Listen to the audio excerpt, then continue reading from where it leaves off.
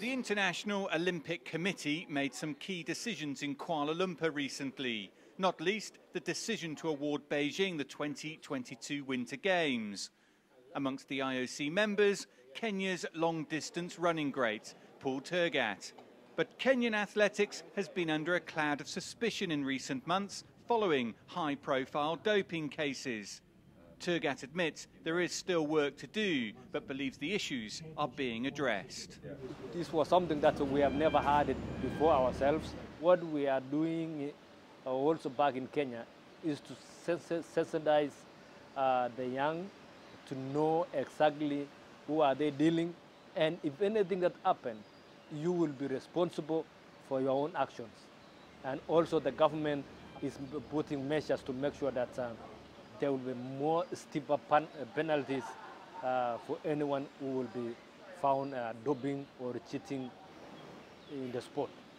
Tergat remains an athletics fan first, and although he's excited at the track events at the upcoming World Championships, his interest is also on the field events, thanks to Julius Yego's emergence in the javelin.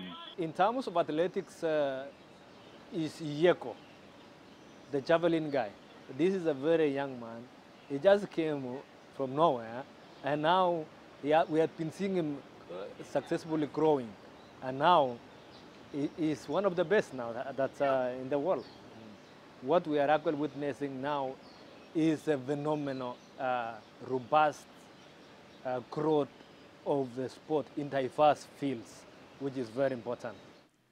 One of the mouth-watering events at the championships will be the 800 metres and a showdown between Commonwealth Games champion Nigel Amos of Botswana and Kenya's Olympic champion and world record holder David Rudisha. Tergat has no doubt Rudisha will come out on top. You will be able to see him winning this championship come in August. He's actually playing emotional so that he does not able to raise expectations. That he's preserving himself. He doesn't want to raise a lot of expectation, but I think he's going to go for a gold medal. Well, some 15 years have now passed since Tergat's legendary battle with Haile Gebrselassie at the Sydney Olympics in 2000. And Tergat has some advice for his friend and former rival. The only thing is I wanted to tell my friend Haile is that I used to see the sport as a very big thing.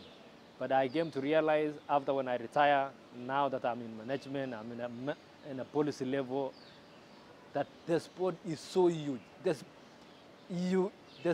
I'm still very active, more than even before. And I'm not even scratched the top.